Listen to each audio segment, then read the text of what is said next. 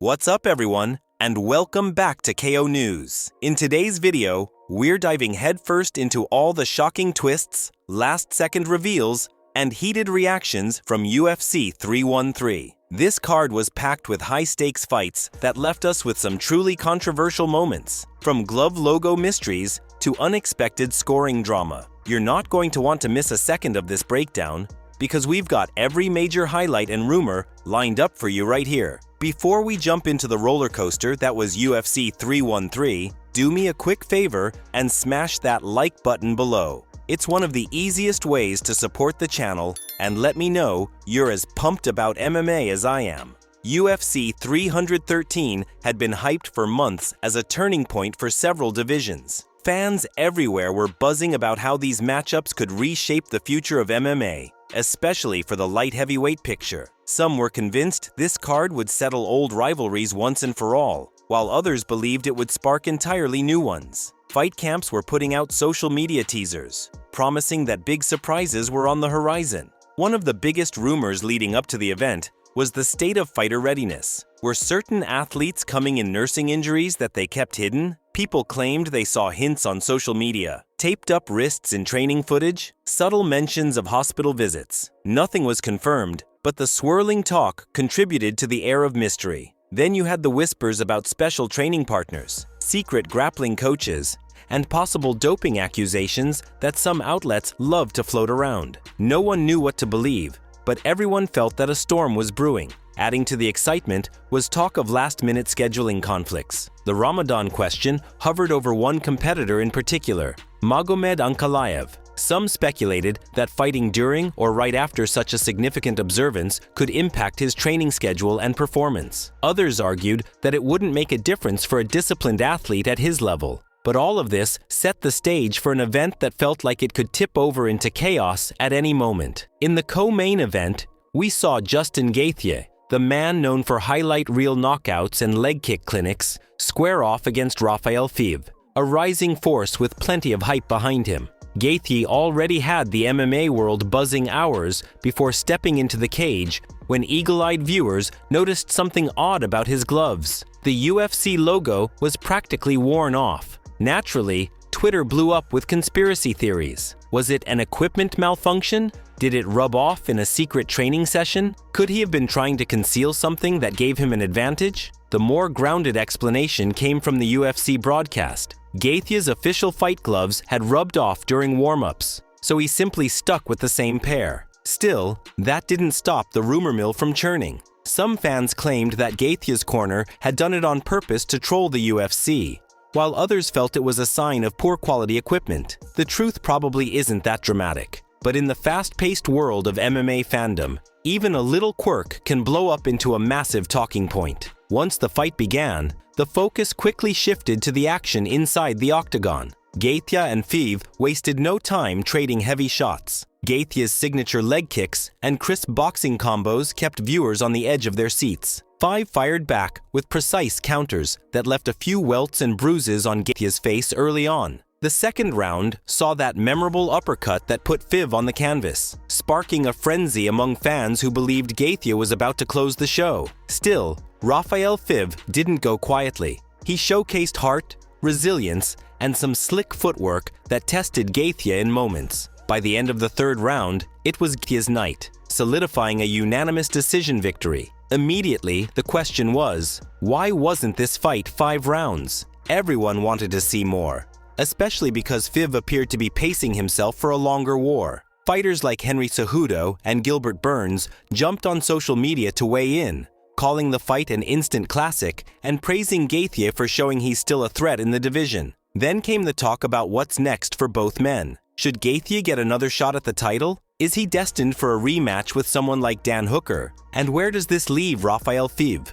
who gave a respectable showing despite the loss? Rumors circulated that Fivv might have been nursing a minor injury in camp, a possible reason he slowed down in the later rounds. But nothing concrete was confirmed. True or not, the speculation alone is enough to keep fans invested in Fivv's future. The main event pitted Alex Pereira, famously known for his striking prowess and jaw-dropping finishes, against Magomed Ankalaev, a stoic competitor with a wrestling background and a methodical fight style. On paper, it looked like a classic striker versus grappler scenario, but things got complicated fast. From the opening bell, Ankalaev applied relentless forward pressure, clearly aiming to smother Pereira's formidable stand-up game. Fans who had hoped for an all-out slugfest instead witnessed a calculated chess match, where both fighters seemed more concerned with not making a fatal mistake than with delivering crowd-pleasing highlight reels. Social media lit up with divided opinions. Some viewers appreciated the technical nuance, while others labeled it uneventful or frustrating to watch. Then came the big question: who was winning on the judges' scorecards? Despite Pereira's flurries of strikes in certain rounds, Ankalaev's pressure and clinch work made it hard to score. By the end, the fight went the distance, leaving fans in a tense wait for the official announcement. That's when things took an even more bizarre turn. People watching Dana White's reaction on the broadcast claimed they could see he was visibly displeased. Even before the result was read, Bruce Buffer apparently took a moment to show the scorecards to White, and the UFC president's face said it all. The final result was a unanimous decision in favor of Ankalaev. Some fans cheered, saying the clinch control and takedown threats deserved recognition. Others raged on social media, insisting that Pereira had done enough in the final round, maybe the final 2 rounds, to swing it in his favor. Controversies about the scoring system flared up instantly. Did the judges fail to value significant strikes? Should the 10-point must system be replaced with something more transparent? Twitter and MMA forums exploded with questions. Notable fighters like Jamal Hill and Henry Cejudo chimed in, offering mixed takes. Hill responded to critics, reminding them that MMA is multifaceted and that dealing with relentless grappling is a skill in its own right. On the other hand, veterans like Kenny Florian felt Pereira did just enough to edge it out. Meanwhile, fans of high-octane slugfests were left disappointed with the slow pace. Some called for an immediate rematch. Others said Ankalaev had already proven his superiority. Even the possibility of doping or special help in training popped up. But those accusations seemed thin and mostly fueled by certain fans who refused to believe in a slow, methodical victory. While the main card overshadowed much of the rest of UFC 313, side stories continued to brew. Whispers emerged that the new champion, Ankalaev, might have had a special coaching team that was kept under wraps, possibly including experts in sports science who tailor fight camps for maximum wrestling advantage. Critics questioned whether the UFC knew about this, but stayed quiet to stir up extra interest. Some fans pointed fingers at the judging itself, implying that certain state athletic commissions or officiating bodies might play favorites with big-name fighters. A few sensational headlines suggested corruption, though no formal evidence ever surfaced. Others brought up the dreaded judging bias, pointing to fights in previous events where wrestlers seemed to earn more points simply by controlling their opponents, regardless of damage inflicted. Of course, these suspicions happen after almost every major decision, so it's tough to separate fact from fiction. Another angle fans debated was Alex Pereira's future. Having come up from a different division and proven his striking credentials in multiple organizations, was he fully adjusted to fighting heavier competitors like Ankalaev? Did the weight cut or potential injuries hamper his ability to let his hands fly? No one knows for sure, but some corners are pushing for Pereira to try yet another division shift if the weight cut truly stifles his performance. Regardless, the man's star power remains. Win or lose, he consistently draws attention, which is crucial for a high-profile MMA career. Meanwhile, we shouldn't overlook the potential ramifications for Gaethje and Favre in the co-main event. Speculation is swirling that Gaethje is one performance away from a possible title shot if things line up for him. If he continues delivering wars inside the octagon, the UFC might decide that a Gaethje pay-per-view headliner is the perfect recipe for big numbers. As for Rafael Favre, many believe he's still just scratching the surface of his potential. He might face calls for redemption against someone like Beneil Dariush, or even an intriguing clash with Dan Hooker. In MMA, one big comeback can erase the sting of a tough loss. UFC 313 exemplified the ongoing evolution in MMA strategy.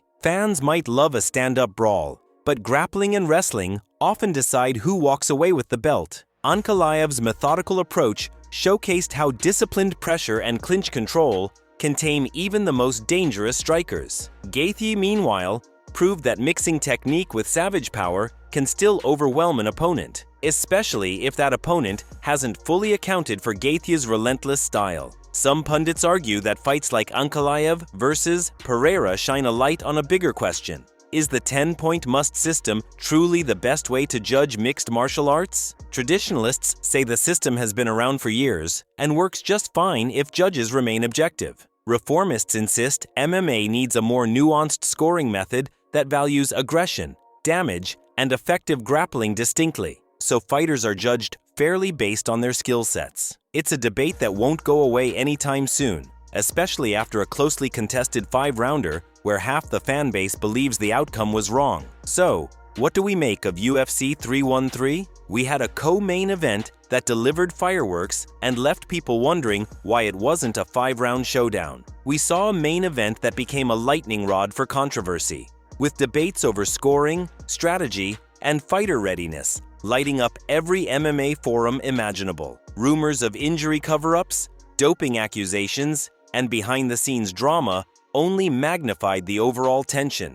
reminding us all that sometimes the biggest fights are the ones that happen outside the cage, in press conferences, social media threads, and personal rivalries. Ultimately, discipline and strategy ended up taking center stage at UFC 313. Gaethje's decisiveness under pressure and Ankalaev's relentless, methodical approach illustrated that winning in MMA is about far more than just throwing bombs. It's about timing, preparation, and sometimes bending the fight to your will, even if it doesn't look spectacular to the audience. Now, I want to hear from you. Did the judges make the right call in the main event, or do you think Pereira got robbed? And does Gaethje deserve another shot at the title after such a strong showing? Drop your thoughts in the comments below. I'm always stoked to see your takes on these controversial matchups. If you enjoyed this video, or even if you didn't and you just love MMA, do me a favor and hit that like button, subscribe, and turn on notifications. You do not want to miss our next coverage because there's always another fight on the horizon, and we'll be here to break it all down,